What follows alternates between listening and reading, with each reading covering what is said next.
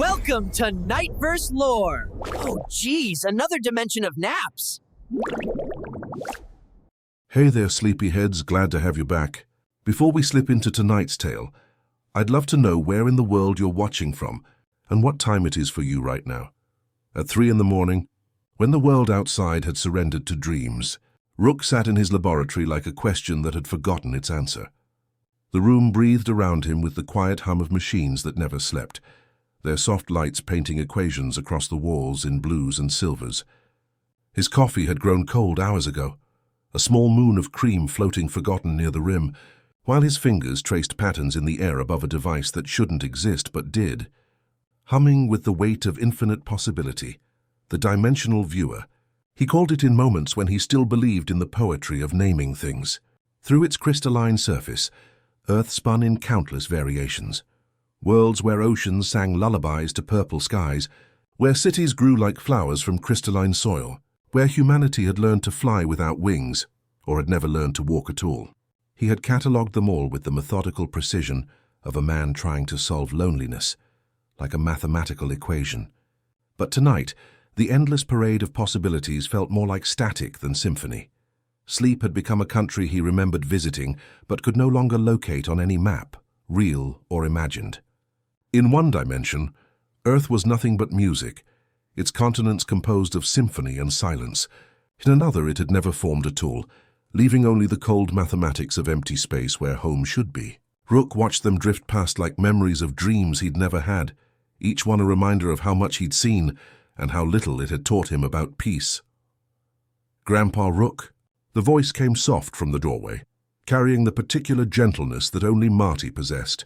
14 years old and still believing the world held more wonder than wounds, his grandson stepped into the laboratory's strange light, wearing pajamas decorated with cartoon rockets, a detail that would have made Rook scoff months ago, but now struck him as unexpectedly profound. "You're supposed to be asleep," Rook said without turning around, though his voice lacked its usual edge. Something about 3 in the morning stripped away pretense, left only the raw truth of being human, and tired and slightly afraid of the dark. "So are you," Marty replied, padding across the cold floor in bare feet. He settled onto the stool beside his grandfather, close enough that Rook could smell the lingering sweetness of toothpaste and childhood dreams. In his hands 2 mugs steamed gently. "It's not coffee," he whispered as if the machines could wake. "It's the pretend kind. Chocolate without the guilt." Rook accepted the offered warmth, their fingers brushing in a moment of contact that felt surprisingly solid amidst the flickering illusions. The chocolate was sweet and simple, a small anchor in the storm of infinite complexity that had become his life. "What are you looking at?" Marty asked, leaning forward to study the impossible colors of alternate realities. "Everything," Rook said, and the word tasted like ashes in his mouth. "Every possible version of our world, every choice that led to different outcomes, every path we didn't take spinning out into infinity." He gestured at a dimension where flowers grew tall as skyscrapers and cities nestled in their petals like dewdrops. "I used to think that if I could see enough, understand enough, map every possibility and probability, I'd finally know what it all meant." Marty was quiet for a long moment, the kind of thoughtful silence that reminded Rook why he'd grown fond of this particular grandson, despite his best efforts to remain detached. When Marty finally spoke, his words carried the simple wisdom that only comes from not yet learning that wonder should be rationed. "Do you ever get tired of seeing so much?" he asked, and the question landed in Rook's chest like a stone thrown into still water. The old scientist's hands stilled on the controls. In all his years of interdimensional exploration, no one had ever asked him that. They'd asked about the science, the implications, the potential for profit or power. But tired? The concept felt foreign and familiar at the same time, like a word in a language he'd once known but forgotten how to speak. A memory surfaced unbidden, himself at 7, sitting on porch steps with his own grandfather, the evening growing blue around them. The old man had pointed not at the stars, but at the power lines strung between poles, black notes on an invisible staff. "Listen," he'd said, voice worn like a comfortable jacket. "Everything hums if you're gentle with it. Even the dark knows a song." Rook had wanted to be the kind of person who could hear it forever. "Maybe," Marty said, stifling a yawn, "the answer isn't in all those other worlds. Maybe it's in this one. Right here, right now, at 3 in the morning when we're both supposed to be sleeping, but we're sitting together looking at impossible things. Rook turned to study his grandson's face, illuminated by the soft glow of infinite possibilities. There was something in Marty's expression, a kind of gentle certainty, that made the old scientist's chest tighten with an emotion he couldn't quite name. It occurred to him that in all his dimensional wanderings, he'd never found a version of this moment. This specific configuration of tiredness and wonder and unexpected connection. Without ceremony, he reached out and turned the main power knob a fraction. The machine's hum lowered, the screens softened. It did not turn off, it rested. The laboratory seemed to take a deeper breath, and somewhere in the ductwork a faint tapping like rain counted out a private rhythm. "You know what's strange?" Rook murmured, his voice growing softer as the night deepened around them. "In all those realities, I've never seen one where I learned how to sleep peacefully." As the dimensional viewer powered down to a gentle glow, the laboratory fell into ordinary darkness, lit only by distant stars visible through the single window.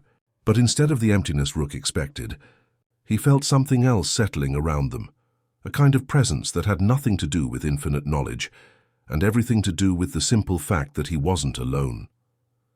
"Maybe," Marty said, his voice already drowsy with approaching sleep. Tonight could be the first time.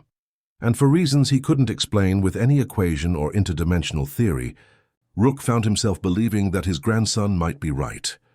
He took another sip of chocolate, tasted sweetness and possibility, and for the first time in what felt like an eternity, felt a faint, almost forgotten warmth bloom in the hollow space where his wonder used to reside. Outside, something small scuffed past the door, perhaps the stray cat that sometimes visited, making its own quiet music in the night. He thought of his grandfather's lullaby, the one with no ending, and almost shyly, he began to hum. The humming carried Rook backward through time like a gentle current, and suddenly he was 7 years old again, sitting on the wraparound porch of his grandfather's house, as fireflies began their ancient dance in the gathering dusk. Papa Stone rocked beside him in a chair that creaked like a contented sigh, his weathered hands folded over a belly that had known decades of his grandmother's cooking and quiet satisfaction. The evening air hung thick with the promise of rain, and from somewhere down the street came the soft electrical hum of transformers settling into their nighttime rhythm. Young Rook had tilted his head, listening with the intense concentration only children possess, and asked the question that would later seem like prophecy. "Why do the streetlights hum, Papa?" Papa Stone had paused his rocking, as if hearing the sound for the first time. "Well now," he'd said in his voice like worn velvet, "I reckon they're singing themselves to sleep. All that electricity flowing through those wires gets lonesome, so it hums little lullabies to keep itself company." Even at 7, Rook's sharp mind had known this wasn't scientifically accurate. Transformers hummed due to magnetostriction, the expansion and contraction of metal cores under electromagnetic stress. But something about Papa Stone's explanation had satisfied a deeper part of him, the part that wanted the world to be more than mechanical processes and measurable phenomena. "Everything's got its own song," Papa Stone had continued, pointing with a finger gnarled from decades of fixing delicate clockwork in his tiny shop downtown. "The refrigerator hums bass notes. The old truck in the driveway ticks out little rhythms when it's cooling down. Even the house itself. Listen close and you'll hear it settling, finding its comfortable position for the night." Young Rook had listened then with fierce attention, and gradually the evening had revealed its hidden orchestra. The soft percussion of moths against the porch light, the distant harmony of wind chimes 3 houses down, the gentle counterpoint of his own heartbeat and Papa Stone's breathing. It had been like discovering that the world was not silent at all, but constantly singing lullabies to itself. But even then, even in that moment of pure wonder, Rook's mind had begun its relentless cataloguing. He'd found himself counting the seconds between a moth's impacts, calculating the approximate frequency of the wind chimes, estimating the voltage running through those humming transformers. It wasn't defiance of his grandfather's gentle wisdom, but an extension of it. A desperate need to understand how the wonder worked, believing that knowledge would only deepen its beauty. Instead, as he grew, each answered question had felt less like illumination and more like a gentle fading. The magic, once so vibrant and immediate, began to drain from the world like water from a broken cup, replaced by the stark logic of cause and effect. His small quirks, the lightning-quick connections between disparate ideas, the intense focus that could solve any puzzle, became the deep traits that defined him.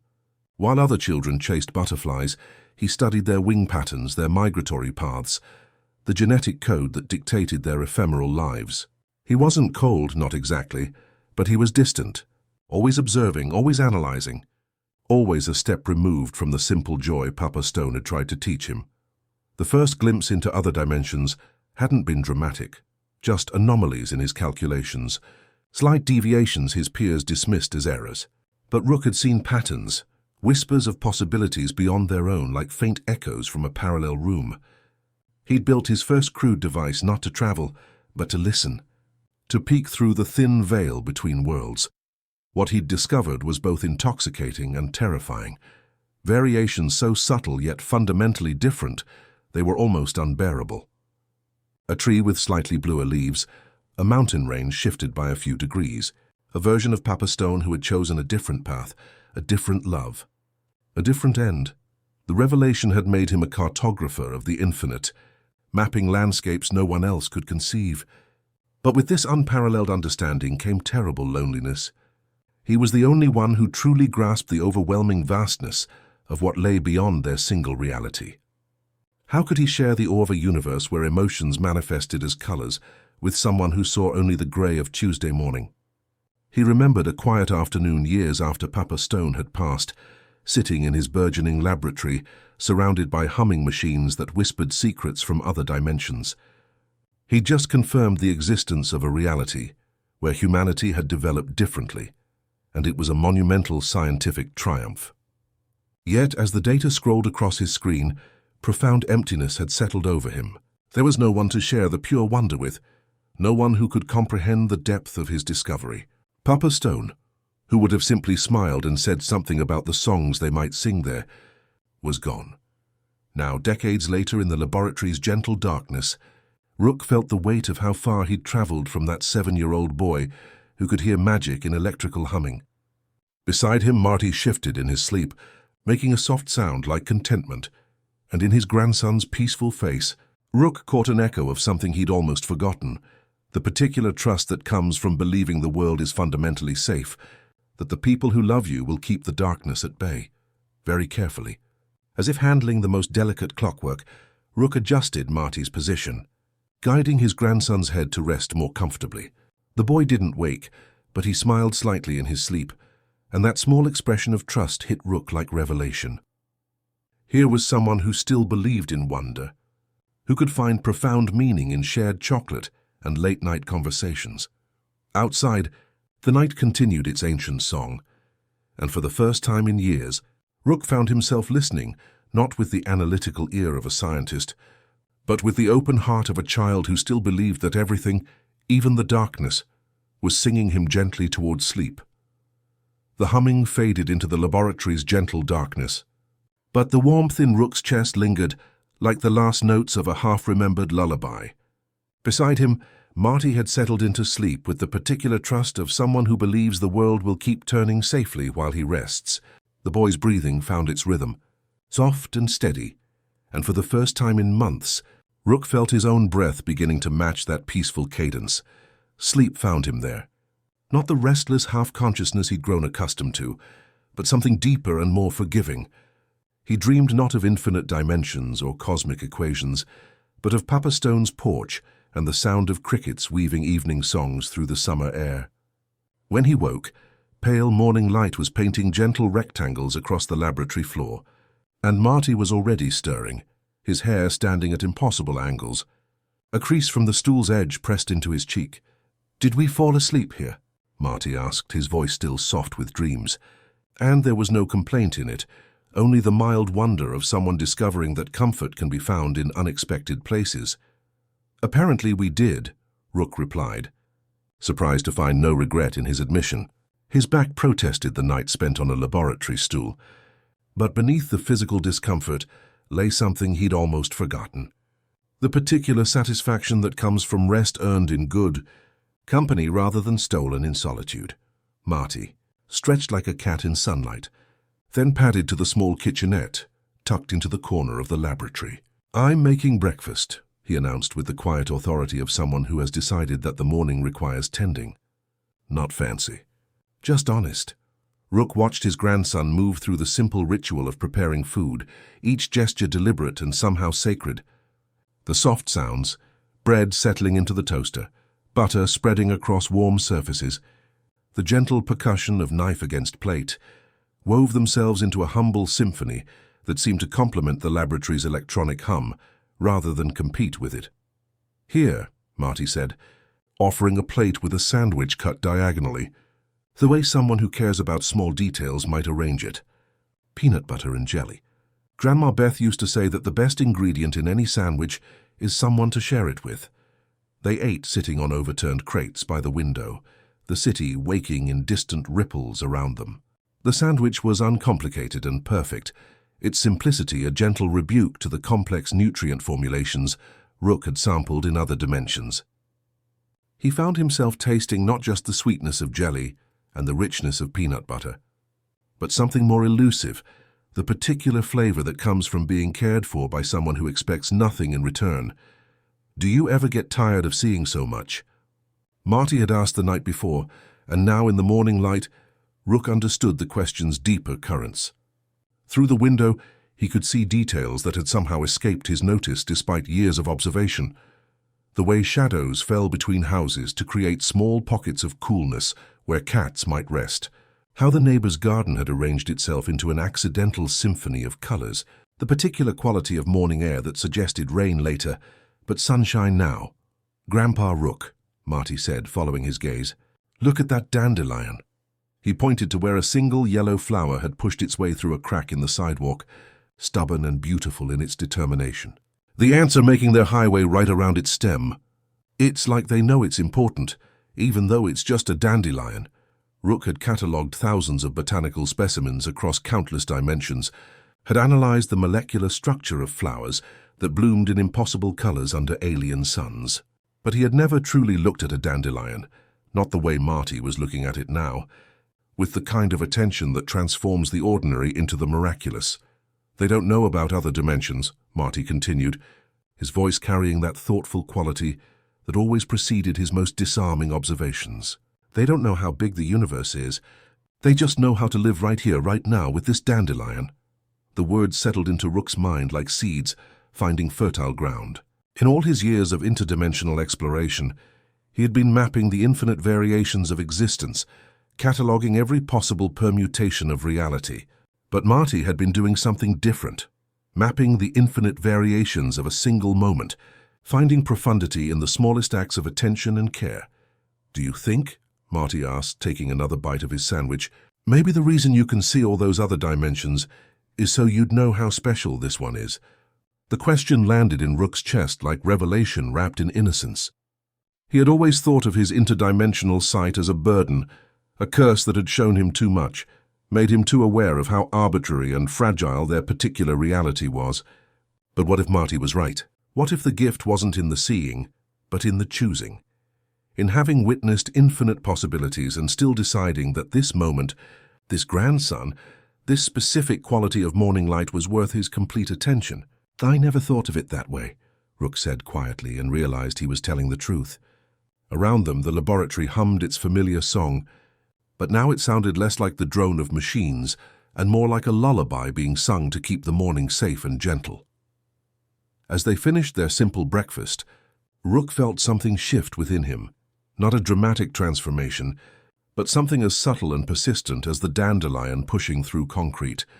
For the first time in years, he felt curious not about what lay beyond this dimension, but about what would happen next in this one, in this unrepeatable sequence of moments that belonged entirely to him and Marty, and the promise of more mornings like this one. The dimensional viewer sat silent in the corner, and Rook felt no urge to turn it on. The contentment from their shared breakfast lingered in the laboratory like morning light settling into familiar corners. Rook found himself moving through the space differently now, not with the restless energy of someone seeking escape, but with the deliberate attention of someone discovering that home had been here all along. He straightened equipment that had gathered dust. organized tools that had been forgotten in his pursuit of infinite elsewhere, and found himself humming Papa Stone's lullaby without realizing it. Marty had settled by the window with a sketchpad, drawing what appeared to be the dandelion from outside, complete with tiny ant highways circling its stem. The scratching of pencil on paper wove itself into the laboratory's gentle symphony, and Rook felt something in his chest relax that he hadn't known was tense. It was while reaching for a calibration wrench that he first noticed the change. The dimensional viewer's familiar hum had shifted, becoming softer, more uncertain, like a voice growing tired after speaking for too long. The quantum resonance readings flickered once, twice, then settled into a pattern he'd never seen before. Not the expansive reach toward infinity he'd grown accustomed to, but something more focused, more intimate. Interesting, he murmured, moving to the control panel with the particular alertness that comes from knowing your creations better than your own heartbeat. The machine wasn't failing exactly, but it was changing, like a traveler who had walked a very long way and was finally allowing themselves to rest. He initiated a standard dimensional scan, expecting the usual cascade of parallel realities to bloom across the holographic display. Instead, the image wavered, pixelated gently, then settled back to show their own Earth spinning in its comfortable orbit. He tried again, reaching for a dimension where purple oceans reflected green skies, where music grew like flowers in crystalline gardens. Nothing. The portal generator hummed lower, its song becoming something closer to a lullaby. And for the first time in 30 years, Rook found himself anchored to a single reality. Instead of the panic he expected, what washed over him was relief, profound and unexpected. Like setting down a weight he'd carried so long, he'd forgotten it wasn't part of his body. The constant pressure of infinite possibility, the overwhelming awareness of how many versions of every moment existed, simultaneously, began to lift from his shoulders. "Grandpa Rook?" Marty's voice carried gentle curiosity rather than concern. "Is it taking a nap?" The question made Rook smile, a real smile that reached the corners of his eyes. "I think it might be," he said, running diagnostics not with urgency, but with the careful attention of someone checking on a sleeping friend. Everything appeared functional, yet the machine remained stubbornly, peacefully anchored to their dimension. "Maybe it's tired of looking at other places," Marty suggested, setting down his pencil and moving closer. "Maybe it wants to see what's special about here." The observation landed in Rook's mind like a seed finding perfect soil. He had built this machine to explore infinite realities, but when had he last used it to truly examine their own? When had he last looked at their dimension, not as a baseline for comparison, but as a destination worthy of wonder? As if responding to his thoughts, the portal generator's hum shifted again, becoming warmer somehow. The quantum reading stabilized at a new baseline, not the restless reach across impossible distances, but something that felt more like contentment.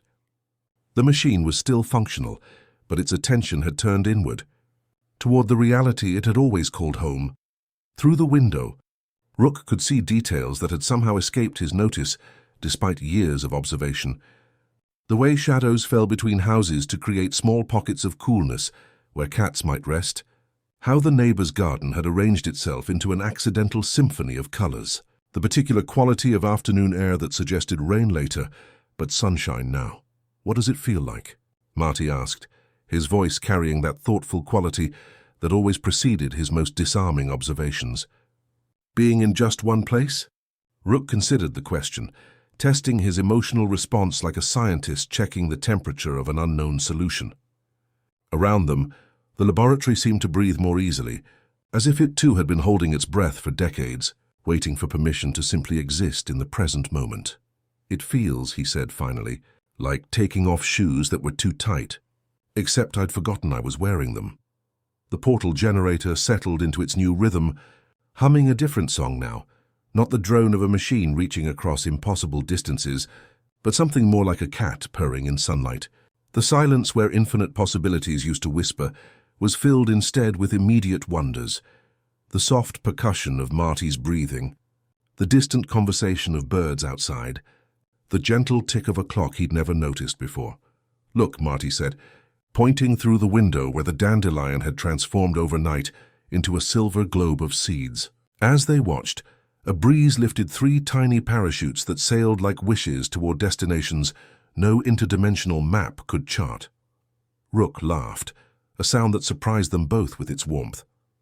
30 years of exploring infinite realities, he said, and I've never spent a single day just being here. Outside, evening was beginning its slow approach, painting the sky in colors that existed only here, only now, only in this particular configuration of light and atmosphere that no other dimension could replicate exactly. For the first time in his adult life, Rook felt the profound luxury of having nowhere else to go, no other realities competing for his attention.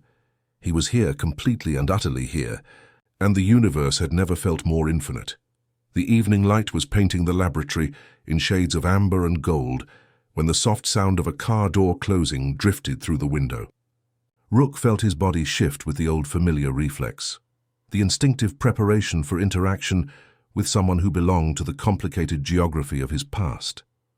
Through the glass, he could see Beth walking up the path with the particular careful stride of someone carrying invisible wounds, a canvas bag slung over her shoulder. "Mom's here," Marty said softly, not moving from his position by the window, but his voice carried the subtle shift that comes when family dynamics enter a room, like weather changing. Rook watched his daughter approach, noting details he'd somehow missed in their previous encounters. The way she paused at the garden gate, not from hesitation, but from the habit of someone who has learned to prepare herself before entering spaces that hold too much history. How her shoulders carried a tension that spoke of years spent waiting for someone to choose to stay, instead of always finding reasons to leave. The front door opened with its familiar creak, followed by the soft sounds of Beth moving through the house, shoes placed carefully by the entrance, keys set down with deliberate precision.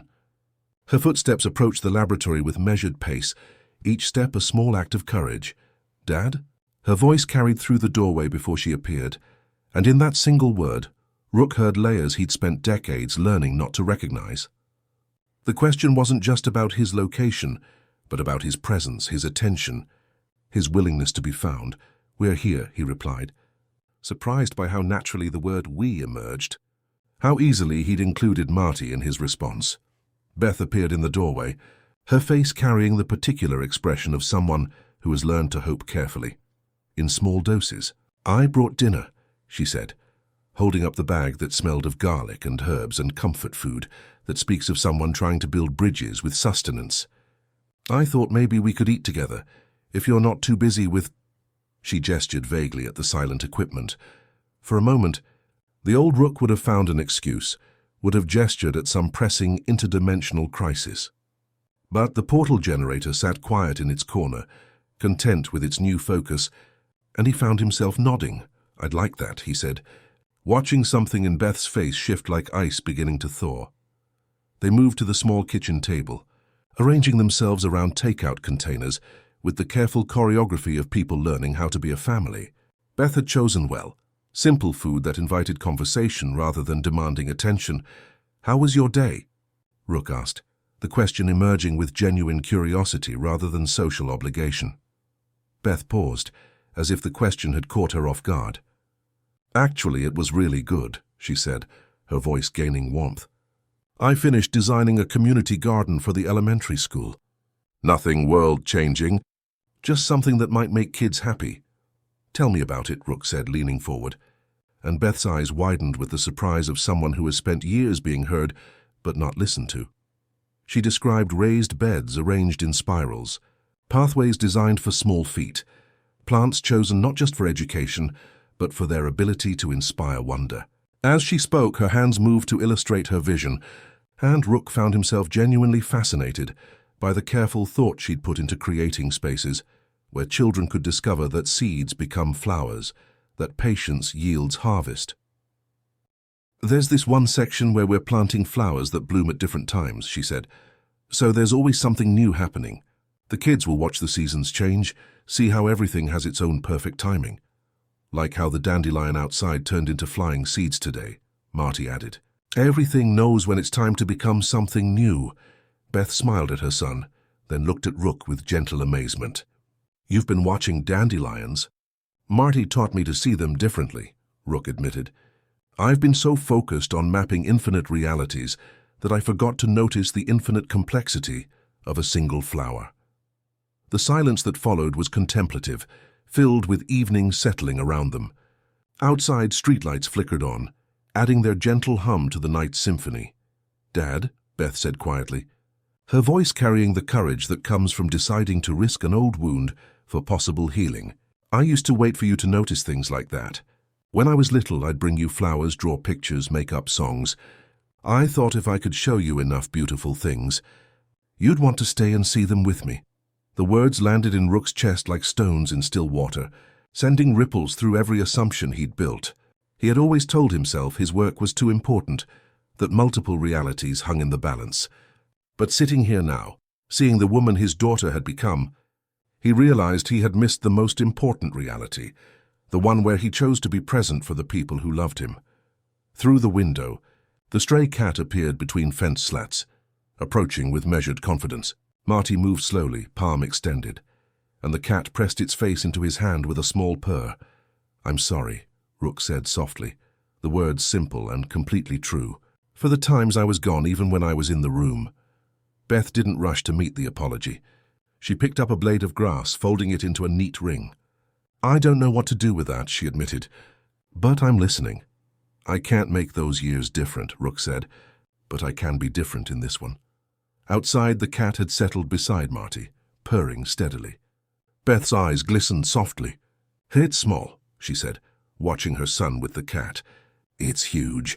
As darkness deepened around them, Rook felt something shift. Not dramatic transformation, but something as persistent as the cat choosing to stay. As gentle as his daughter's willingness to try again. The gentle sounds of evening settled around them as Beth gathered her things, the canvas bag now empty of its offering of shared food and tentative hope. She paused at the laboratory doorway, looking back at the scene, her father and son surrounded by the soft glow of machines that had finally learned to rest.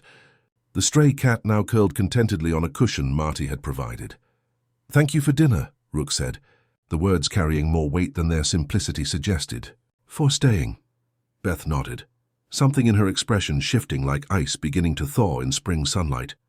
"I'll come back soon," she said, and this time the promise felt solid, built on the foundation of an evening that had somehow managed to hold them all without breaking. After her car disappeared into the darkness, the house seemed to exhale, settling into the particular quiet that comes when people have risked honesty and found themselves still standing.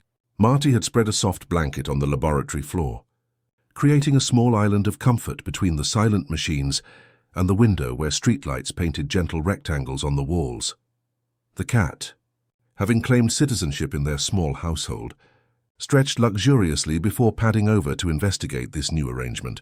With the careful dignity of someone who understands the importance of choosing the right moment, it settled beside Marty, purring with the deep satisfaction of a creature that has found exactly where it belongs. "She's getting braver," Marty observed, scratching behind the cat's ears. "Yesterday she wouldn't come closer than the garden gate. Tonight she's making herself at home." Rook lowered himself onto the blanket, his joints protesting the unfamiliar position, but his spirit welcoming the change in perspective. From here the laboratory looked different, less like a command center for exploring infinite realities and more like a room where people might gather to share quiet conversations and watch cats discover the perfect spot for an evening. "Nap trust is like that," Rook said, watching the cat's eyes drift closed in contentment. "It happens in small steps, each one building on the last." They sat together in comfortable silence, the evening weaving its gentle spell around them.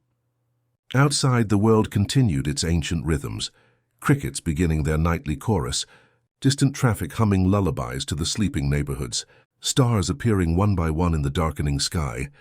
The dimensional viewer sat silent in its corner, its screens dark but somehow peaceful rather than ominous. For the first time in years, Rook felt no urge to activate it, no restless need to peek through the veil between worlds. This moment, this specific configuration of grandson and grandfather and adopted cat, felt complete in itself. "Grandpa Rook," Marty said, his voice carrying the thoughtful quality that always preceded his most penetrating observations. The cat opened one green eye, as if sensing the importance of what was coming. "Can I ask you something?" "Always," Rook replied, and realized he meant it more completely than he ever had before. Marty was quiet for a long moment, his fingers moving gently through the cat's fur. When he finally spoke, his words came slowly, as if he were handling something fragile and precious. In all those dimensions you've seen, in all those different versions of everything, did you ever find one where you were happy? The question landed in the room like a stone dropped into still water, sending ripples through the comfortable evening quiet. The cat lifted its head, regarding Rook with feline curiosity, and even the distant hum of the streetlights seemed to pause, waiting. Rook felt his breath catch. In 30 years of interdimensional exploration, he had catalogued infinite variations of reality, worlds where he was younger, older, more successful, less burdened. He had seen versions of himself who had never built the portal generator, who had chosen different paths, different loves, different endings. But happy? The truth settled over him like recognition of something he'd always known, but never admitted. In all his wandering through infinite possibilities, he had been searching not for happiness but for escape, from responsibility, from connection, from the terrifying vulnerability of caring about something he couldn't control or fully understand. "No," he said quietly, the admission emerging with surprising relief. "I found versions where I was more successful, where I'd made different choices, where circumstances were easier. But happy?" He shook his head slowly. "I think I was looking in the wrong place." The cat stretched, then settled more deeply into Marty's lap, demonstrating the profound courage required to trust completely. In that small gesture, Rook saw everything he had been afraid of, the beautiful, terrifying act of choosing to stay, to care, to let your happiness depend on something beyond your control. "I kept thinking happiness was something I could discover," Rook continued, his voice growing softer, as understanding bloomed in his chest, like a new dimension to explore or an equation to solve. "But maybe it's not something you find. Maybe it's something you choose, something you build with small acts of attention and care." Marty nodded with the grave understanding of someone much older than 14, like how the cat chose to trust us, or how Mom chose to bring dinner even when she wasn't sure you'd want her to stay. Around them, the evening held its breath, and Rook felt something shift inside him, not dramatic transformation, but something as persistent and gentle as the cat's purring. He thought of Papa Stone's lullabies, of Beth's careful hope, of all the small wonders he had overlooked in his pursuit of cosmic understanding. "I think," he said slowly, "I've been fighting the wrong war. Not against some external enemy, but against my own heart, against letting myself care enough to stay in one place, one moment, one reality long enough to let it matter." "So what happens now?" Marty asked. Rook looked around the laboratory that had been his fortress against feeling, then at his grandson, whose simple questions had begun to crack its walls. "Now I learn to surrender," he said, and for the first time in 30 years, the word felt like victory rather than defeat. The cat purred louder, a small engine of contentment, and somewhere in that sound, Rook heard the beginning of a different kind of song, not the restless hum of machines reaching across impossible distances, but the gentle lullaby of home. The word surrender settled into Rook's bones like morning light, finding its way through familiar windows, not as defeat, but as an invitation to be gentler with himself than he had ever dared. The laboratory held its breath around them, machines humming their quiet lullabies, while Marty dozed with Cosmos sprawled across his lap, the cat's purr a small engine of contentment in the gathering darkness. When morning came, it arrived with the soft percussion of Marty moving through the house, the gentle ritual of breakfast being prepared with care. Rook found himself listening not with the analytical ear of a scientist, but with the open heart of someone learning to hear the hidden orchestra of home. The toast settling in the toaster, butter spreading across warm surfaces, the particular quality of light that suggested this day, this specific unrepeatable moment, was worth his complete attention. After they shared their simple meal, Rook approached the dimensional viewer with new intentions, not as a warrior eager to conquer infinite distances, but as someone tending to a beloved instrument that had perhaps grown tired of reaching so far from home. He began a notebook, writing on the first page, "Things to keep, things to let go." Under keep, he wrote, "Mornings with Marty, the cat's wisdom, the particular blue of our sky." Under let go, the need to be everywhere except here. The first repair attempt should have been simple, a minor recalibration of the quantum resonance chambers. His hands moved with practiced precision, adjusting parameters that had once opened doorways to impossible worlds. The machine responded with a gentle hum, screens flickering hopefully, then settling back into peaceful silence. No portal opened, no glimpse of parallel realities emerged. Instead, the viewer seemed to sigh as if reminding him that some journeys require staying still. "Still taking a nap?" Marty asked from his position by the window. "Sketching cosmos in her morning stretch. Still perfectly content to stay home," Rook replied, and realized he meant it as much for himself as for the machine. He tried 17 different configurations, each one technically flawless, each one met with the same gentle refusal. Where once this would have sparked frustration, now he found himself laughing, a sound of genuine delight that surprised them both. Here was his masterpiece of interdimensional engineering, functioning perfectly, except for its stubborn insistence on remaining present. During their lunch break, Beth arrived with a small wooden box lined with faded handkerchief. "I found this in Grandma's things," she said softly. "I think it belonged to Papa Stone." Inside lay a brass music box shaped like a crescent moon, its mechanism silent after decades of faithful service. Rook lifted the delicate instrument, feeling its weight pull on threads of memory. He wound the tiny key and listened to the silence it offered, not broken but resting. With the same gentle attention he'd been learning to give the portal generator, he opened the music box's housing, revealing gears worn smooth by time and a spring that needed only the slightest encouragement to remember its song. As he worked, adjusting a bent tooth here, adding a drop of oil there, he realized he was learning something profound about the art of repair. Not everything that seemed broken needed fixing. Sometimes it needed permission to work differently, to find new ways of being beautiful. When he wound the music box again, it breathed a shy, wavering melody that made Beth's eyes shine with recognition. "You used to wind it when the power went out," she whispered. "I remember how you stayed when the lights were gone." The afternoon brought new attempts with the portal generator, but now Rook approached each failure as a teacher rather than an enemy. He tried narrowing the machine's focus instead of expanding its reach, turning its vast computational power inward rather than outward. The results were breathtaking.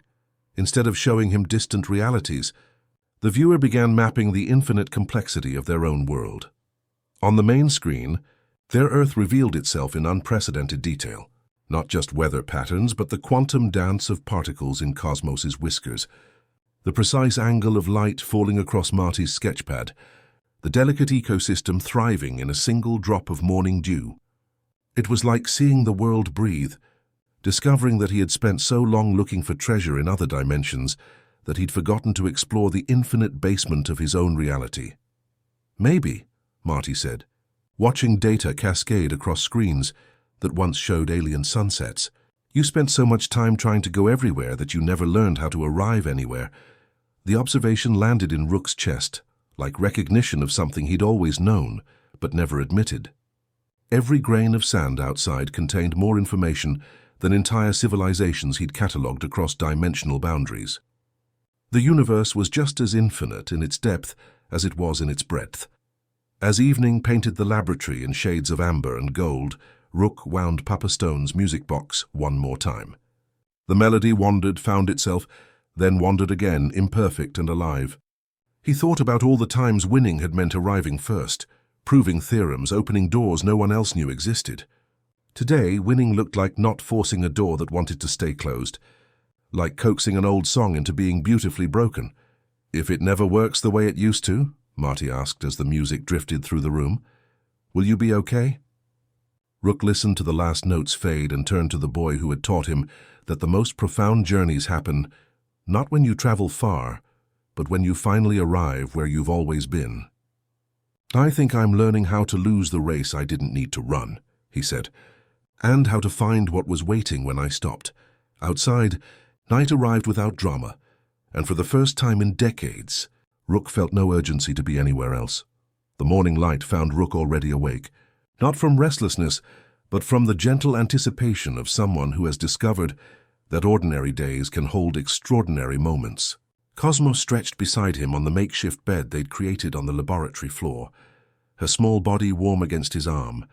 purring with the deep satisfaction of a creature that has found exactly where it belongs. He moved carefully, not wanting to disturb her peace, and padded to the kitchen, where the simple ritual of making coffee had become something approaching meditation. The soft sounds of morning preparation, water filling the pot, the gentle hiss of the heating element, the particular music of spoon against cup, wove themselves into a symphony he'd spent decades too busy to hear. Through the window, he noticed the overturned terracotta pot near the back fence, a casualty of last week's windstorm that he'd walked past countless times without seeing. Today, something in its abandoned position struck him as unbearably sad, like a small creature that had given up hope of being useful. After breakfast, he found himself in the garage, gathering materials with the focused attention he'd once reserved for interdimensional calculations. An old wooden crate, weathered but sturdy, a piece of tarp that could turn wind into whisper, scraps of carpet that might transform cold ground into comfort. His hands moved with surprising certainty, as if they remembered skills he'd forgotten he possessed. Marty appeared beside him, offering help with the quiet understanding that some projects are less about efficiency and more about the person doing them. Together, they carried the materials to a spot beneath the old oak tree, where dappled sunlight created a natural shelter from the intensity of noon sun. "She'll like it here," Marty observed, watching Cosmos investigate their chosen location with feline thoroughness. Close enough to the house to feel safe, far enough away to feel free. Rook began assembling the shelter with the same methodical precision he'd once applied to constructing portals between worlds. But now each measurement mattered not because it would unlock cosmic secrets, but because it might provide comfort to something small and specific. He sanded rough edges that might catch delicate pores, sealed joints that could let in unwelcome drafts, arranged the carpet remnant with the soft side up. The work was physical and immediate, requiring presence rather than brilliance, and he discovered muscles he'd forgotten he possessed, along with a satisfaction that had nothing to do with solving universal mysteries and everything to do with creating something useful with his hands. As he worked, memories of Papa Stone surfaced unbidden, the old man's gentle hands mending a broken clock, the careful attention he'd paid to fixing things, not because they were important to the world, but because they were important to someone. "Everything deserves to work properly," Papa Stone had said, adjusting tiny gears with infinite patience. "Even the smallest things have their own dignity." A soft voice from the other side of the fence interrupted his reverie. "That's lovely work," said an elderly woman with silver hair and eyes that held decades of accumulated kindness. "I'm Mrs. Chen from next door. I've been watching that sweet cat visit both our yards." Rook straightened, suddenly aware that his shirt was dusty and his hair probably standing at impossible angles. "She seems to have adopted us," he said, gesturing toward Cosmos, who had settled into the nearly completed shelter as if approving the construction.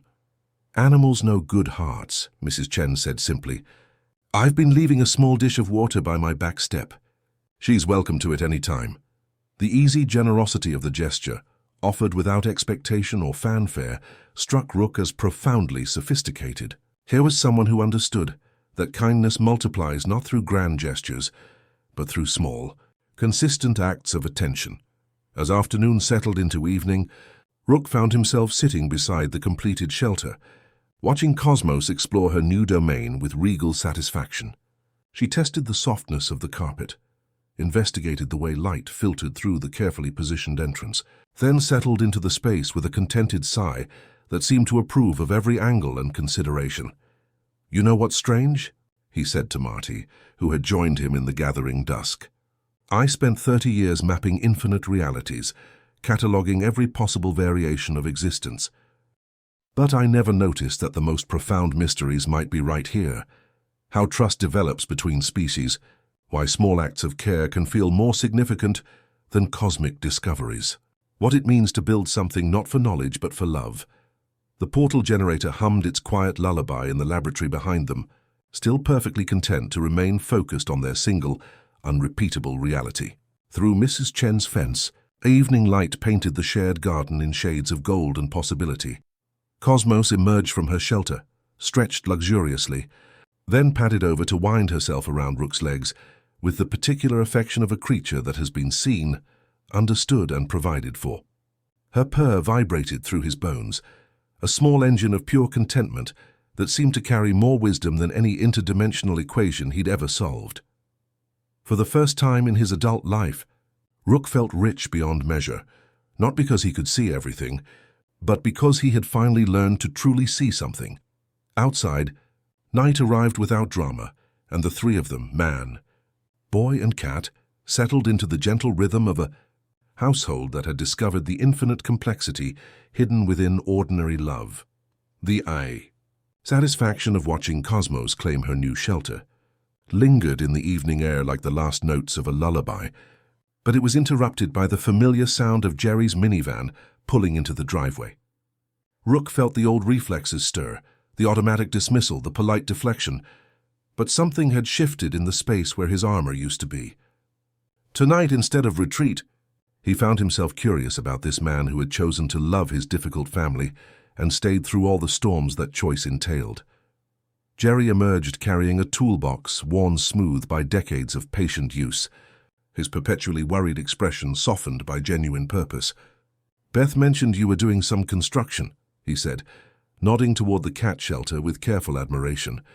"Thought you might need an extra pair of hands for whatever comes next. There's always something that needs fixing around here," Rook admitted, gesturing toward the loose board in the back fence. The gate that had hung crooked for months, the garden beds that had grown wild in his neglect. Jerry set down his toolbox with the quiet satisfaction of someone who understands that some conversations happen best with hands busy and attention. Divided between words and work, they moved through the gathering dusk together, Jerry holding board steady, while Rook measured twice and cut once, their conversation flowing around the comfortable rhythm of shared labor. There was something profound about the way Jerry approached each task, not with the brilliance of someone solving cosmic mysteries, but with the steady competence of someone who understood that most of life's problems yielded to patience and the right tool applied with care. He tested joints twice, sanded rough edges that might catch unwary fingers, and cleaned up as he worked with the methodical attention of someone who believed in leaving things better than he found them. "Can I ask you something?" Rook said as they straightened the garden gate, testing its swing until it moved with quiet precision. "Always," Jerry replied, the word carrying the same simple certainty Rook had learned to offer Marty. "How do you do it? Love someone like Beth, like our family, without knowing how it ends, without guarantees." Jerry paused, his hand still on the gate latch, and for a moment the only sound was Cosmos purring from her shelter nearby. When he finally spoke, his voice carried the worn wisdom of someone who had wrestled with the same question and found peace on the other side. "I used to think love was about understanding," Jerry said. "Like if I could figure out all the patterns, predict the outcomes, solve the equation of happiness, then I'd know how to make everything work." He tested the gate swing one more time, nodding with satisfaction. "But love isn't a problem to solve. It's more like tending a garden. You plant seeds, you water them, you pull weeds when you find them. But you can't force the flowers to bloom, and you can't control the weather." The words settled into Rook's chest like seeds finding fertile ground. He thought of all the years he'd spent trying to map every possible outcome, believing that knowledge could protect him from the terrible vulnerability of caring about something beyond his control. "Some days are harder than others," Jerry continued, organizing his tools with the same careful attention he'd given the repairs. "Some seasons nothing seems to grow, but then Beth laughs at something unexpected. Or Marty shows me a drawing he's proud of, and I remember why I chose this particular garden to tend." Marty appeared with mugs of hot chocolate, the marshmallows already beginning their slow dissolution into sweetness. The three of them sat on the back steps, tools set aside, watching Cosmos emerge from her shelter to investigate the evening's changes to her domain. "You know what I've learned from working with my hands?" Jerry said, wrapping his fingers around the warm mug. "Most things aren't really broken. They're just tired or loose or forgotten. They don't need replacing. They need attention. Same with people, I think. Same with families." The observation landed in the comfortable silence like a stone in still water, sending ripples through everything Rook thought he understood about repair, about relationships, about the difference between fixing and healing. "The thing about families," Jerry continued, his voice growing softer as the evening deepened around them, "is that they're not really about the people you think they are. They're about who you become when you choose to stay, even when staying is hard. When you show up not because you have to, but because someone you love needs you to be there. Rook studied Jerry with new eyes, seeing not someone ordinary, but someone who had mastered a different kind of genius, the profound intelligence required to choose love over fear, day after day without certainty of return. Where Rook had seen unremarkable consistency, he now recognized rare courage, the heroism of showing up with a toolbox and staying until the work was done.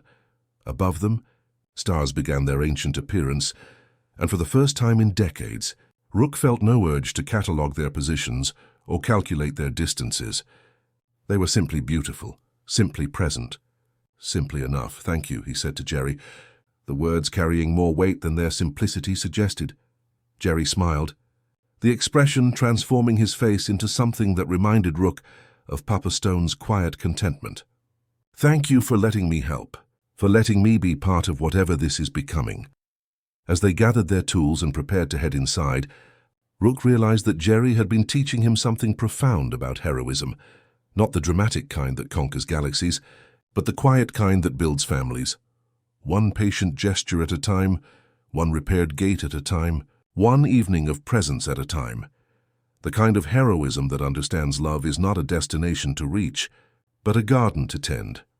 The satisfaction of honest work lingered in Rook's hands as Jerry's taillights disappeared into the gentle darkness, leaving behind the particular quiet that follows when someone has shared their wisdom without demanding recognition for it. The house seemed to breathe differently now, as if the evening's repairs had mended something more than gates and fences, had somehow restored the faith that broken things could be made whole again through patient attention and steady hands. Marty helped gather the last of the tools, their soft clinking a percussion section in the night's symphony. As they moved toward the house, Rook felt something crystallizing in his chest, not sudden revelation, but the slow recognition of a truth that had been growing like morning light, so gradually he hadn't noticed its arrival until it illuminated everything. Inside, the laboratory hummed with its new contentment, the portal generator resting peacefully in its corner, like a cat that had found the perfect spot for a nap. But tonight, instead of feeling drawn to the machines that had once defined his purpose, Rook found himself standing at the window, looking out at the small shelter they'd built for Cosmos, the repaired gate that now swung true, the garden that Jerry's patient hands had begun to coax back toward beauty. I think I understand something now, he said to Marty, who had settled nearby with his sketchpad, capturing the evening's work in careful lines and gentle shading.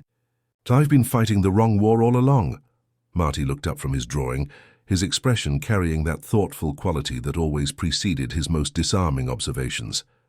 What do you mean? Rook moved to the portal generator, placing his hand on its quietly humming surface. The machine that had once been his escape route to infinite elsewhere now felt like an anchor to infinite here, mapping the endless complexity of a single reality chosen over all others. I thought my enemy was outside, he said slowly, feeling the words take shape as he spoke them. Governments demanding secrets, colleagues who couldn't see what I could see, a world too small for what I'd discovered. But the real enemy was never external. It was the part of me that believed caring was weakness, that attachment was foolishness, that love was just chemistry and delusion. As if responding to his recognition, the portal generator's display flickered gently to life, showing a soft notification that made Rook's breath catch. Dimensional threshold detected. It read in modest letters, low energy passage available for 90 seconds. The machine wasn't demanding his attention. It was simply letting him know that if he wanted to step away from this moment, this choice, this difficult, beautiful work of staying present, the door could open. He stared at the gentle invitation, feeling the familiar pull of infinite possibility. His old armor shifted restlessly inside him, whispering with practiced eloquence. This is what you're for. You can love them and still do the work. They'll understand. They never had your scope, your vision, your responsibility to the larger universe. The voice was seductive in its reasonableness, offering the cool relief of purpose that transcended the messy complications of human connection. He could adjust 3 simple dials, step through a doorway of quicksilver light, and return to the vast loneliness he'd mistaken for freedom. Instead, he reached for the notebook, where he'd been keeping his quiet inventory. Things to keep, things to let go. Underkeep, he added. Jerry's patient wisdom, the sound of Marty's laughter, the way Cosmos chose trust over safety. Under let go, the need to prove my worth through distance, the fear that love makes me smaller. The portal generator's notification pulsed once more, a gentle heartbeat of possibility offered without pressure. Rook placed his finger over the acknowledgement key and pressed softly. The alert folded away, not with the snap of a door slammed, but with the whispered consent of a curtain drawn for the night. I used to think, he said to Marty, that becoming smaller meant becoming less. But maybe becoming smaller, focusing on this family, this moment, this single beautiful reality, is the precise way to become true. Through the window, Cosmos emerged from her shelter to begin her evening patrol, moving with the confident grace of a creature that had found her territory and claimed it completely. She paused beneath the oak tree, looking back toward the house as if checking that her humans were safely where they belonged. Jerry showed me something tonight, Rook continued, his voice growing stronger with each word. Real heroism isn't about conquering galaxies or solving cosmic mysteries. It's about showing up with a toolbox when someone needs a gate repaired.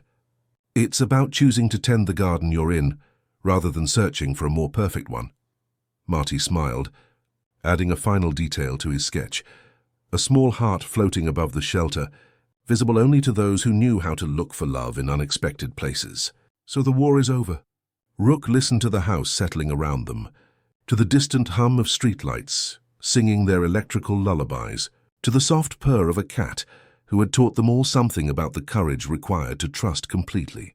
For the first time in 30 years, he felt like a battle was ending, not with conquest, but with coming home. The war is over, he said, and meant it. Now the real work begins. The real work began the next morning with the soft sound of Summer's key turning in the front door, followed by her distinctive laugh drifting through the house, bright and complicated, carrying echoes of the child she'd been and hints of the woman she was becoming. Rook heard her moving, through the familiar spaces, with the particular confidence of someone who belonged here but was still discovering what that belonging might mean in this new configuration of their family. She appeared in the laboratory doorway, carrying a steaming mug that smelled like cinnamon and possibility, her hair caught in the morning light, streaming through windows that had witnessed decades of cosmic equations, but now framed ordinary miracles. At 17, Summer possessed something that reminded Rook of Papa Stone's gentle certainty, the ability to see clearly without losing wonder, to grow without hardening into conclusions. I heard you've been building things, she said, settling into the chair beside his workbench, with the easy grace of someone who had learned to claim her space in the world. Mom said you and Jerry fixed the gate. Marty said you built Cosmos a palace. Through the window, they could see the cat in question performing her morning inspection of the garden, moving with the dignified purpose of someone whose territory had been properly tended. A shelter, Rook corrected, but he was smiling, though she does seem to think it's fit for royalty. Summer studied the laboratory with fresh eyes, taking in the quiet machines, the notebook filled with his gentle inventory, the way morning light painted everything in shades of contentment rather than urgency. It feels different in here, she observed, calmer, like it's not trying so hard to prove something important. The observation landed in Rook's chest like recognition. He had spent decades filling this space with the restless energy of someone always preparing for the next departure, the urgent hum of machines reaching across impossible distances. Now it breathed with the rhythm of presence, of attention turned inward rather than outward. I'm learning something about importance, he said, watching Cosmos pause to investigate a patch of morning dew with scientific precision. Maybe the most important things are also the smallest ones. The ones that don't announce themselves. Summer nodded with the particular understanding of someone who had spent years watching adults complicate simple truths. She pulled a small sketchbook from her bag, its pages filled with half-finished drawings that captured moments rather than masterpieces. A cat mid-stretch, clouds that looked like they were actually moving. Her brother's hands while he concentrated on something invisible. Can I tell you something? She asked, her voice carrying the courage that comes from deciding to risk honesty. I used to be afraid of you. The words settled into the quiet morning like stones in still water. Rook felt something shift in his chest. Not surprise, but the gentle ache of recognition. "I was afraid of me too," he admitted. "Not because you were mean," Summer continued, her hands wrapped around her mug like an anchor, "but because you always seemed to be somewhere else, even when you were right here.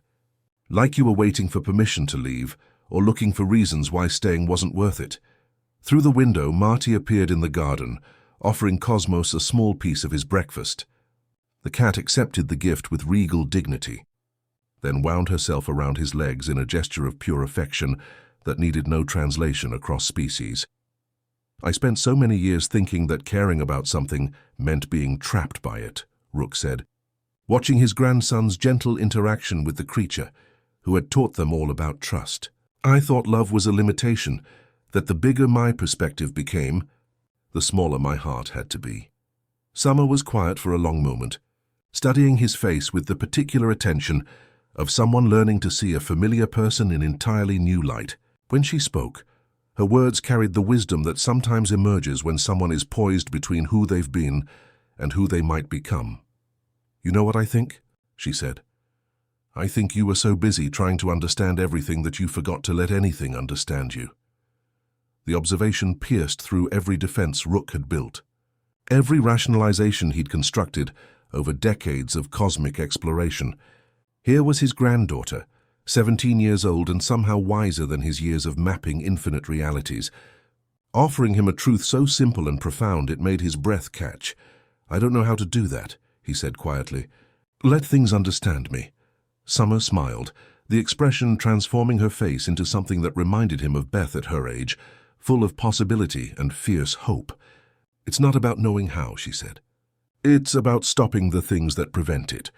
Like being afraid that if people really see you, they'll discover you're not as important as you pretend to be."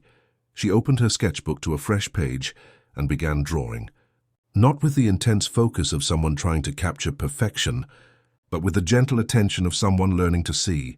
Her pencil moved across the paper, creating not a portrait but something more like a map. The particular way morning light fell across his hands, the specific angle of his shoulders when he was listening rather than preparing to speak. "The thing about becoming," she said as she drew, "is that it never stops.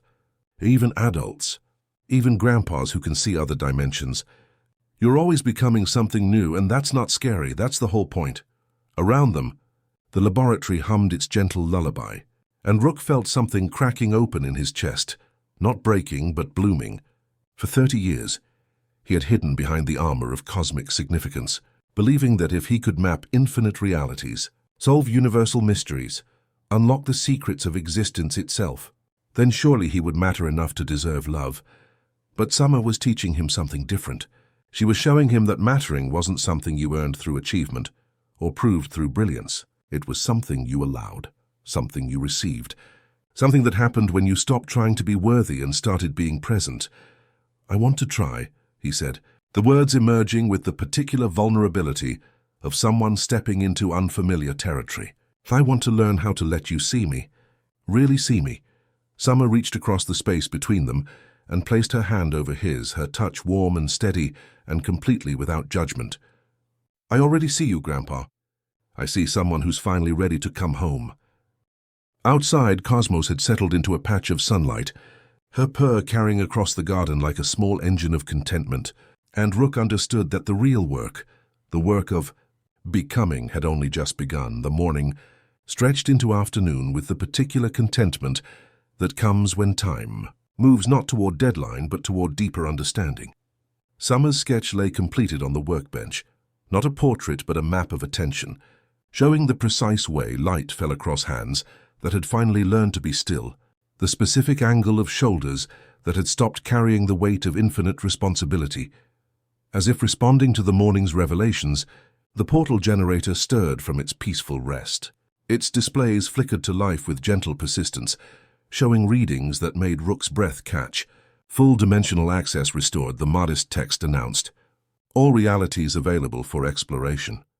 But instead of the familiar urgency, he felt only curiosity. The difference between a door flung open in panic and a window opened to let in morning air. "It's working again," Summer observed, watching the familiar cascade of data, that had once pulled her grandfather toward infinite elsewhere. Are you going to use it? Rook approached the machine that had defined 3 decades of his life, placing his hand on its familiar surface.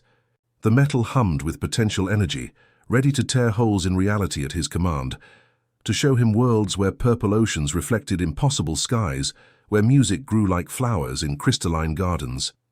The old temptation whispered its practiced seductions, offering escape from the beautiful vulnerability of staying present. Instead, he began adjusting the controls with deliberate gentleness, not to reach across cosmic distances, but to focus the machine's vast computational power inward. "I want to show you something," he said, his voice carrying the particular excitement of someone who has discovered treasure in their own backyard. The main screen bloomed with images that transformed the familiar into the miraculous. Their garden appeared in quantum detail, revealing the intricate dance of photosynthesis in every leaf, the complex chemical conversations happening between Cosmos and the catnip she'd discovered, the precise mathematics of morning light transforming ordinary dewdrops into prisms of possibility. "Look," he whispered, adjusting the focus to show their kitchen table, where breakfast crumbs still held the memory of shared laughter. Through the enhanced sensors, he could map the thermal signatures of hands that had touched the same surfaces, the acoustic echoes of conversations that had healed old wounds, the electromagnetic traces of a family learning to see each other clearly. Beth appeared in the doorway, drawn by the soft sounds of wonder. "What are you looking at?" she asked, and when Rook gestured her closer, she gasped at the screen showing her community garden site rendered in breathtaking detail. Soil composition, drainage patterns, the precise angles where morning light would nurture young seedlings. "I could help you optimize the planting," Rook said softly. "Map the microclimates, predict the perfect timing for each variety, create a system that sings to the plants in frequencies they understand." Marty arrived with Jerry close behind, both carrying the particular alertness that comes when something important is happening.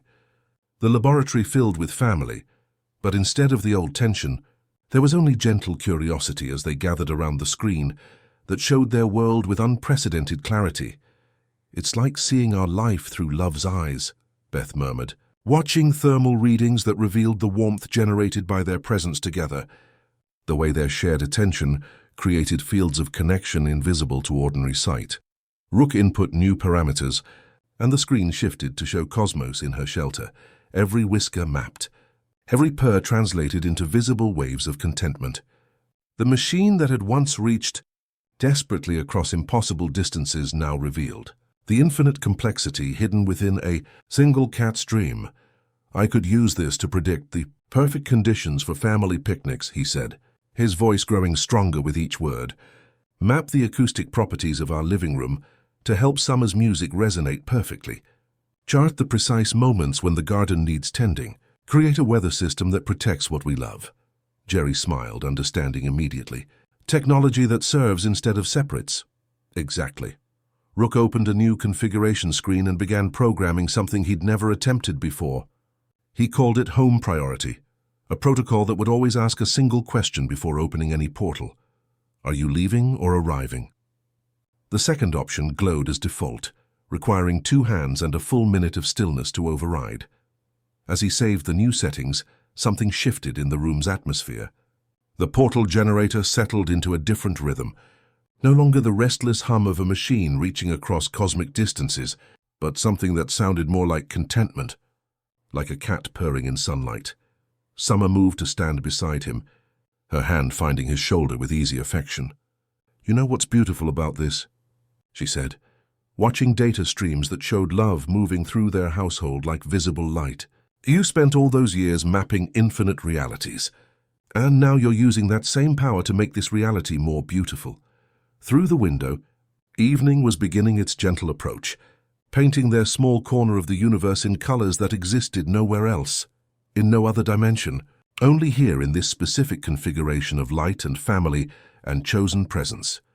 The portal generator hummed its new lullaby, and Rook understood that he had finally discovered the most important dimension of all, not a place to escape to, but a way of seeing clearly what had always been worth staying for. Around him, his family settled into the comfortable rhythm of evening, and for the first time in 30 years, Rook felt no urge to be anywhere else. The infinite was right here, wearing the faces of people who had chosen to love him exactly as he was. And it was more than enough. The evening light painted the laboratory in shades of gold and contentment as the family settled into the comfortable rhythm of shared presence. The portal generator hummed its new lullaby, its screens displaying gentle maps of their immediate world, the thermal signatures of affection, the acoustic patterns of laughter, the electromagnetic traces of a family learning to occupy the same space without armor. It was Marty who broke the peaceful silence with the kind of simple honesty that transforms ordinary moments into something approaching sacred. "I'm getting hungry," he said, his voice carrying the particular trust of someone who knows their needs will be met with kindness. "Not for anything fancy, just something we can make together." The suggestion rippled through the room like an invitation to ceremony. Beth smiled, already moving toward the kitchen with Jerry close behind. But it was Rook who found himself drawn to join Marty in the simple ritual of preparing food. They gathered ingredients with the focused attention once reserved for cosmic calculations. Bread that still held the memory of morning warmth, peanut butter aged into complexity, jelly that caught the kitchen light like liquid sunset. Two kinds, Rook said, his hands moving with surprising certainty. One that tastes like yesterday and one that tastes like now. They worked side by side, Rook spreading peanut butter with the methodical care Jerry had taught him, Marty adding jelly with the fearless artistry of someone who believes the world is fundamentally safe to explore. As they assembled their simple meal, the portal generator's displays shifted to show their kitchen in quantum detail, revealing the complex chemistry of flavors combining, the precise angles where late sunlight transformed ordinary ingredients into prisms of possibility. But instead of reaching across cosmic distances, the machine focused inward, mapping the infinite complexity of this single, chosen moment. They carried their sandwiches to the back steps, where the repaired gate framed honest twilight, and the air smelled of damp soil and jasmine. Cosmos appeared from her shelter, padding over to settle beside them with the dignified contentment of a creature who had found exactly where she belonged. "You know," Rook said, taking his first bite and tasting not just food, but memory and choice and the particular sweetness of staying present. "I've seen this sandwich before, 1,000,000 times, across 1,000,000 realities." Marty looked up from his own meal, jelly smeared at the corner of his mouth in a way that made Rook's chest tighten with unexpected tenderness. "This exact sandwich. Variations of it," Rook replied, his voice growing softer as understanding bloomed in his chest. "In one dimension, the bread was made of crystallized starlight and tasted like forgotten wishes. In another, the peanut butter was sentient and offered philosophical insights with every bite. I've seen worlds where jelly was a portal to pocket universes, where the act of eating a sandwich was a profound spiritual experience."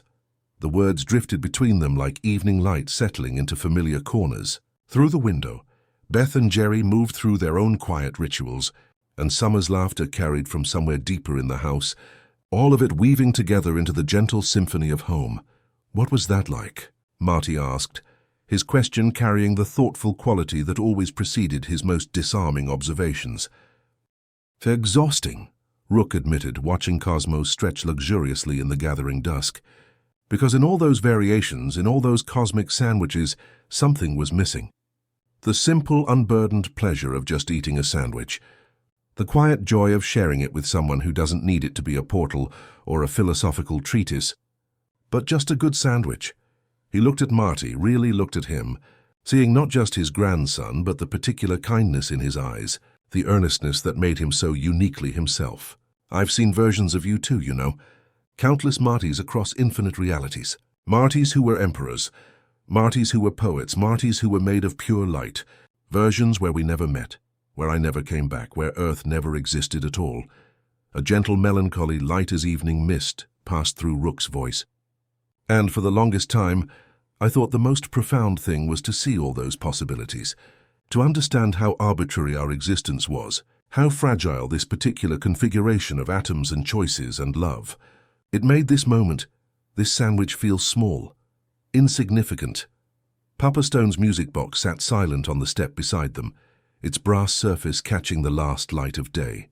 Rook wound it gently, listening to the shy melody that wandered and found itself and wandered again, imperfect and alive. But what I've learned, he continued, his voice growing stronger with each word, is that the opposite is true. Because I've seen all those other versions, I now know how precious this one is. This specific, unrepeatable moment, this particular Marty with jelly on his cheek, offering this particular sandwich on this particular evening, when the light falls exactly this way and never will again. Around them, night began its gentle approach, and the stars appeared one by one in the darkening sky. The portal generator's soft glow was visible through the window, no longer a summons to elsewhere, but a gentle reminder of the infinite complexity hidden within ordinary love. So, no more cosmic sandwiches? Marty asked, finishing his meal and leaning against Rook's shoulder with the easy trust of someone who knows they are exactly where they belong. Rook smiled into the gathering darkness, feeling the weight of his grandson's head, the warmth of cosmos purring against his legs, the particular contentment that comes from finally arriving where you've always been. No more cosmic sandwiches, he said softly. Just this one, the one that tastes like home. The music box played its wandering melody into the night, and somewhere in that imperfect song, Rook heard the lullaby he'd been searching for across 30 years of infinite exploration, the gentle rhythm of a life chosen over all others, a love that needed no map, because it had finally learned to stay. The music box's wandering melody faded into the gentle darkness, but its song seemed to linger in the air around them, weaving itself into the evening's quiet symphony. Marty had drifted into peaceful sleep against Rook's shoulder, his breathing soft and trusting, while Cosmos stretched luxuriously before settling into her own contented rest. For the first time in 30 years, Rook felt no urge to move, no restless energy pulling him toward cosmic elsewhere. Victory, he realized, was quiet. It didn't announce itself with fanfare or demand recognition. It simply settled into your bones like morning light, finding its way through familiar windows. When dawn arrived, it found Rook already awake, not from restlessness, but from the gentle anticipation of someone who has discovered that ordinary days can hold extraordinary grace. He moved through the morning ritual of making coffee with deliberate attention, listening to the soft percussion of domestic life, pipes clearing their throats, floorboards whispering secrets, the kettle asking permission to sing its steam song. While the coffee brewed, he opened his notebook to a fresh page and wrote at the top, "Field Notes for Staying." The title emerged without irony, a scientist's approach to learning the art of presence. Entry 1. Listen when the kettle calls. Entry 2. Leave doors open so laughter knows the way in. Entry 3. Plant wonder where habit has grown comfortable. The portal generator stirred gently in its corner, displays flickering with familiar readiness. Full dimensional access restored, the modest text announced.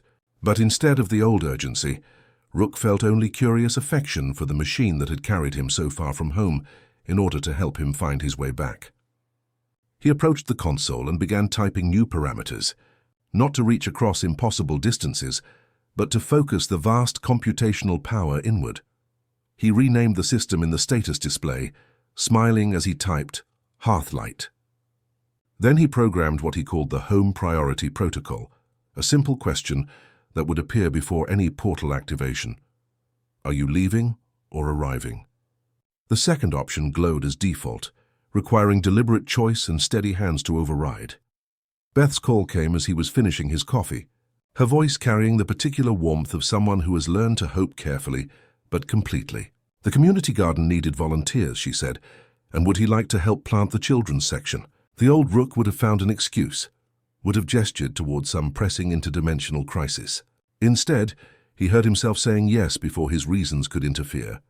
They drove across town with a trunk full of seedlings, the morning air carrying the scent of possibility and damp earth. The schoolyard buzzed with children's voices, sketching wide, honest arcs across the morning, and Rook found himself kneeling in soil beside a girl who was carefully patting earth around a bean plant, with the focused attention of someone performing sacred work. "Will the stars be different when my beans grow?" she asked, looking up at him with gap-toothed curiosity. Rook considered the question with the same care he'd once reserved for cosmic equations. "The stars will keep their places," he said gently, "but you'll be different. You'll notice more, And when you notice more, the sky changes too. She nodded with the grave understanding of someone who recognizes truth when she hears it, then returned to her planting. Rook felt Papa Stone's approval drifting through memory, the old man's gentle wisdom about finding songs in unexpected places. That afternoon, a message appeared on his phone, his name speaking back at him in familiar clinical font. An old colleague wrote from a government address, "We've reconstituted the program." The words carried the weight of old obligations, cosmic responsibilities, the seductive pull of being needed for something larger than love. Rook read it twice, felt the familiar ache flex like an old injury testing weather, then typed his response slowly, as if setting a delicate tool back in its proper place. "I'm choosing a different window now," he wrote. "The one that opens onto my own table. Wishing you safety and good work." He sent it before courage could feel theatrical, then closed the phone and returned to the simple work of being present. Evening gathered around them, like a careful quilt as the family settled into their comfortable rhythms. Jerry arrived with his toolbox, not because anything needed urgent repair, but because some conversations happen best with hands busy and attention divided between words and meaningful work. They adjusted the garden gate one final time, testing its swing until it moved with quiet precision. "You know what I've learned?" Rook said as they cleaned their tools in the gathering dusk. "The bravest thing a genius can do is admit that love is smarter than logic." Jerry smiled, the expression transforming his face into something that reminded Rook of Papa Stone's quiet contentment. "Logic can map the stars," he replied, "but love knows how to navigate by them." As night painted the laboratory in shades of amber and peace, Rook wound Papa Stone's music box one more time. The melody wandered and found itself and wandered again, imperfect and alive, while Hearthlight hummed its gentle lullaby in the corner. Through the window he could see Cosmos in her shelter, Marty sketching by lamplight, Beth and Summer sharing quiet conversation over tea. His war was ending not with conquest, but with capitulation, to tenderness, to the radical act of caring about something he couldn't control or fully understand. He had spent 30 years fighting against his own heart, believing that attachment was weakness, that love was limitation. But surrender, he now understood, wasn't defeat. It was the profound courage required to let yourself matter to someone else, to choose presence over escape, to tend the garden you're given, rather than searching for a more perfect one. The victory that looked like surrender was complete, and Rook had never felt more like himself. Years flowed past like gentle seasons, learning to trust their own rhythm, each one bringing small changes that accumulated into profound transformation without ever announcing themselves as anything more than ordinary time passing in the company of people who had chosen to stay.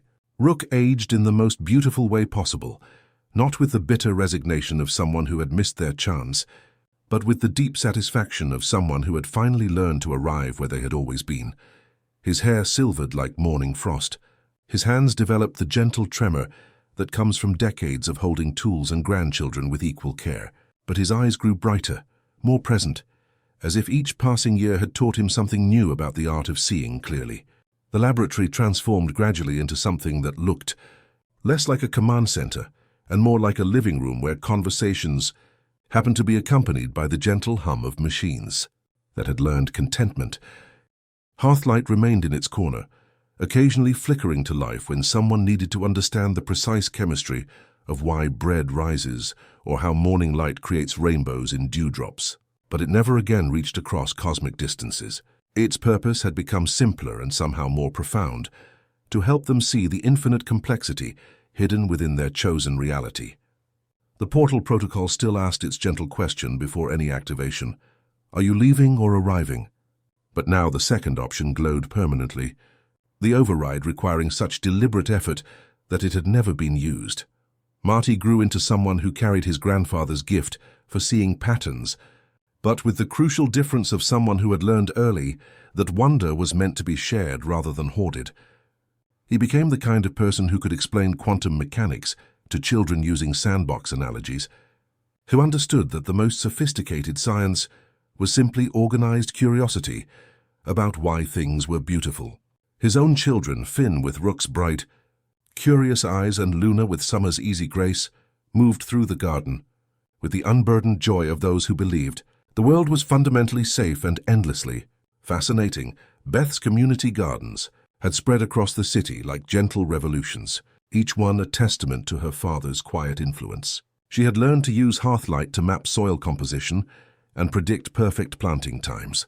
But more importantly, she had inherited his capacity for patient attention, foreseeing potential in abandoned spaces and coaxing them back toward life. Summer discovered that her music resonated most powerfully when she wrote songs about small things, the way morning light moved across kitchen tables, how cats choose their favorite sleeping spots, the particular quality of laughter that happens when families learn to occupy the same space without armor. Her melodies carried something listeners couldn't quite name, but recognized immediately. The sound of someone who had been truly seen. Jerry remained Jerry, but now his quiet competence was recognized for what it had always been, a form of genius that understood love as a practice rather than a feeling. His toolbox had become legendary among the grandchildren, each one learning that problems yielded to patience and the right tool applied with care. On quiet evenings, when the house settled into its comfortable rhythms and streetlights began their electrical lullabies, Rook would wind Papa Stone's music box and listen to its wandering melody. His notebook, filled with field notes for staying, had grown thick with observations. Entry 112. When children ask about stars, they're really asking about belonging. Entry 113. The best science happens when you forget you're being scientific. One such evening, as the sun painted the sky in colors that existed only here. Only now Luna climbed onto his lap, her small hand reaching for his, her gaze fixed on the first star appearing in the darkening sky. "Grandpa Rook," she whispered, her voice soft as a secret. "Do all the stars have families like we do?" Rook held her close, feeling the steady beat of her small heart against his, a rhythm that spoke of continuity, of quiet miracles unfolding. He thought of all the versions of himself he had glimpsed across dimensions, the scientist who had never stopped running, the solitary explorer forever chasing the next impossible horizon, the one who had disappeared into equations and forgotten how to laugh. "Every star has a story, little one," he murmured, his voice carrying the worn wisdom of someone who had learned that the most important journeys happen when you finally stop traveling. And every story is true somewhere. But the most important stories, the ones that matter most, are the ones we live right here in this moment, with the people who teach us how to love. He understood now that he had mapped infinite realities only to learn that the most profound journey was the one that led him home to himself, to his family, to the radical act of choosing presence over possibility. Every act of kindness, every shared sandwich, every patient listen had created ripples that reached farther than any technology ever could. As Luna drifted toward sleep in his arms, Rook felt himself growing light, not from leaving but from setting down what he no longer needed to carry. He had finally discovered the most important dimension of all, not a place to escape to, but a way of seeing clearly what had always been worth staying for. The music box played its imperfect song into the gentle darkness, and somewhere in that wandering melody, Rook heard Papa Stone's voice whispering the truth he'd spent a lifetime learning. Everything hums if you're gentle with it. Even the dark knows a song, and some things, love, hope, the courage to care, exist in every dimension, waiting to be discovered by anyone brave enough to stop running long enough to feel them. And with that, he stretched into the stars, finally ready to sleep, knowing that somewhere in the infinite cosmos, every version of himself that learned to love was the version that won. Thanks for spending this time with us. Sleep well. Everything's going to be okay, man.